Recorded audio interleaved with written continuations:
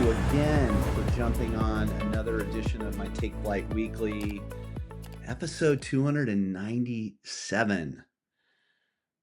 5 boundaries every real estate advisor must establish.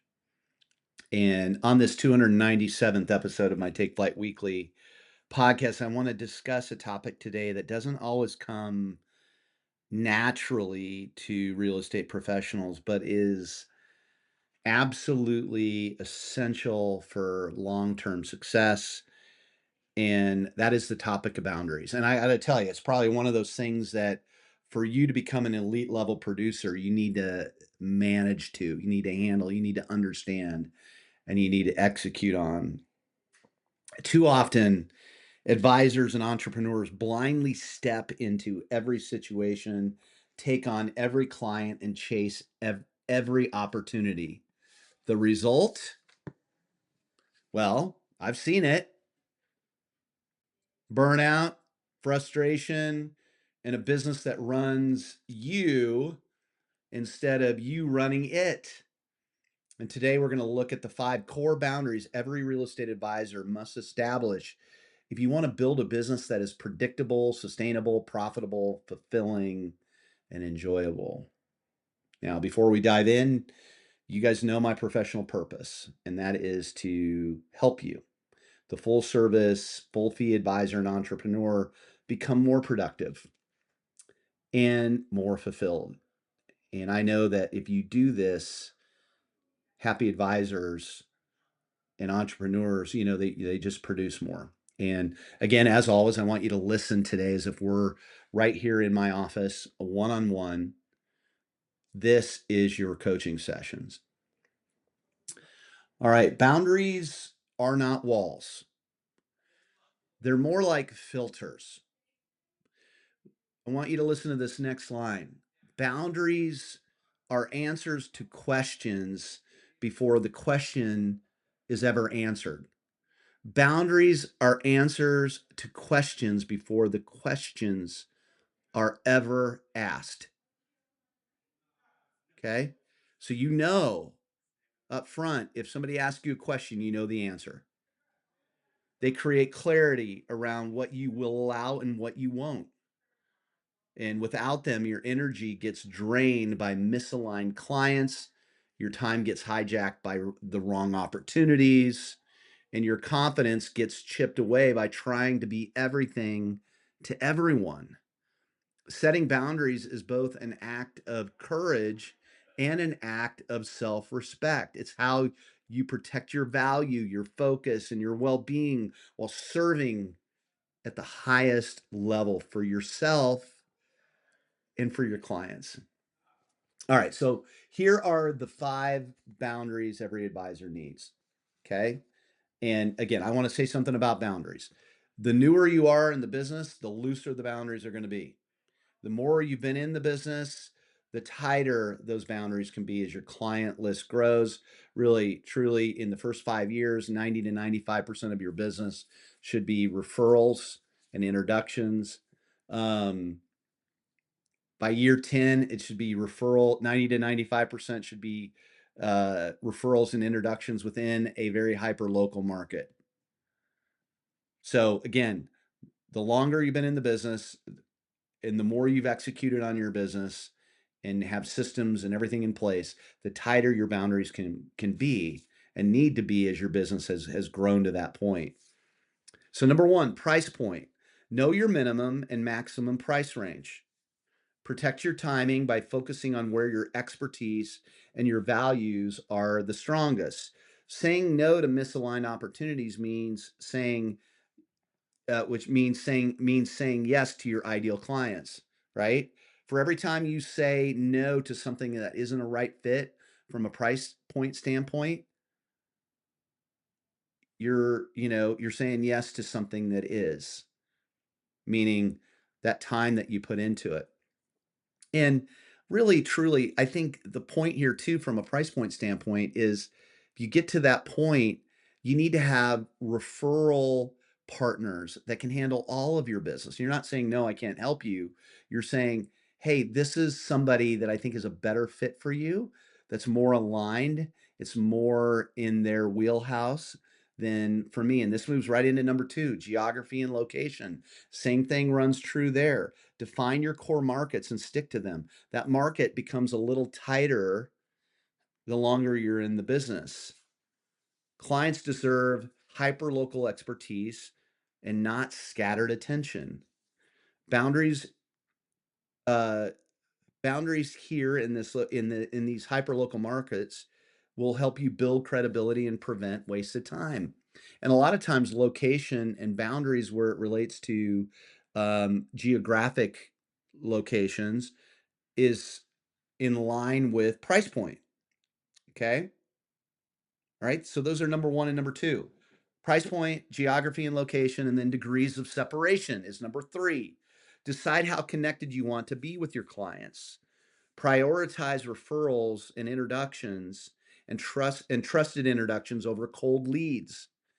Relationships with fewer degrees of separation lead to more trust and smoother transactions. The longer you're in the business, you can say, listen, I want to work with people I know that are in my 5 lists, and people that are introduced or referred to me by people that are in my 5 lists. Now, if they're coming from outside through other marketing or branding that I do, I've got to be very careful. I want to do a lot of interviewing on my part of that person before I let them into my ecosystem. Okay. So, degrees of separation is number three. Number four, structure. Establish your floor for commission on your fees. Hold firm to your value. Don't discount to win business. The right clients respect your worth. The right clients respect your worth. And if you don't know what your average split side fee is, that's a problem. You need to understand, what is my average? What are my boundaries? What is my bottom line? What am I going to do? If you're providing more and more value, you should get paid for that. The more experience you have, the more you should charge and can charge. Number five, client commitment to your process. Create a clear onboarding and execution process that you explain to your clients. Require buy-in from your clients, signed agreements, readiness to ask, to act. Are they real buyers? Are they lookers? Are they homeowners or are they sellers? Find that out. They need to understand that your job is to sell properties and to help buyers find properties. That's your job. We are not out there being personal shoppers. If they won't commit to this and they don't respect your systems and time, they're not the right fit. You also want to avoid ask holes. People who ask you to operate outside your scope of work and do not respect your expertise. They're the person that thinks that you should be watering their plants, walking their dogs, helping them rehab their house, GCing their house. Had somebody the other day say, "Gosh, 9 months in, I started out as a little, getting the house ready to go. And before I knew it, I had GC'd their whole home, helping them pick contractors and pick everything because you're doing that to get the house sold. Before you knew it, it was a GC position. You have a scope of work that you focus on, and you don't want to work with people that just hire you and have them tell you what to do. You're the expert. You're the expert. So creating boundaries is one of the toughest shifts for top producers to make. But you have to understand that people that do not respect your boundaries do not respect you.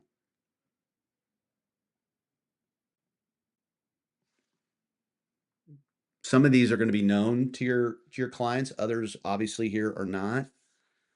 But these are guiding, boundaries are kind of guiding principles, how you operate. At first it kind of feels counterintuitive as you worry that saying no means leaving money on the table. That's a limited mindset, team. Limited mindset. The truth is the opposite. Boundaries are an abundance play. They protect your time, your energy, and your expertise so you can show up at the highest level for the right clients based on your definition. Now, I've always said that every no to a misaligned transaction opportunity opens the door for a full-on hell yes. That's what boundaries do. Elite level producers who master this don't have less opportunity. In fact, they have better opportunities. Told, gosh, about 3 weeks ago, Jim, I have said no more than I ever have in my career. And guess what? My business is growing. This person is starting to say no to misaligned opportunities and people that are not serious. They don't have less opportunity, they have better opportunity. And that's the mindset shift that separates those who grind endlessly from those who build businesses with clarity, freedom, and staying power. I know this call today hit home for so many of you. I can feel it even as I record it. Feel that energy shift. I feel you guys listening and saying, yes, I need to be better at that. And I just gave you 5 areas, 5 boundaries, 5 areas that you can focus on and get better at. And it really is one of the last things that people do when they go from the 97% to the 3%, because it's that hard. It's not easy. We're at about the 12-minute mark on this call. That means you're probably pulling up to your showing right now, or you're ready to jump in the shower, or you're ready to go walk the dog, or you're wrapping up the walk with the dog. And that's why I record them with this length so that you can listen to them over and over again. And I hope this one is one of those calls that you listen to again and again. And if this resonated with you, do me a favor. I want you to share it with someone in your world who needs to hear it, whether it's a colleague, a friend, or someone on your team. We rise up by lifting others. And don't forget, every episode is also available via email. I have many people that love reading it. They share them, they save them so they can read through them. So you can always get on my Instagram, Ask Jim Miller. Ask Jim Miller. My handle there on Instagram is kind of my hub. There's a lot of great info on the link. I want you guys to know I'm really simply here to help. And if it helped you, chances are it'll help somebody else. And that's why I'm here. Team, have a great week. Talk to you next week. Thank you.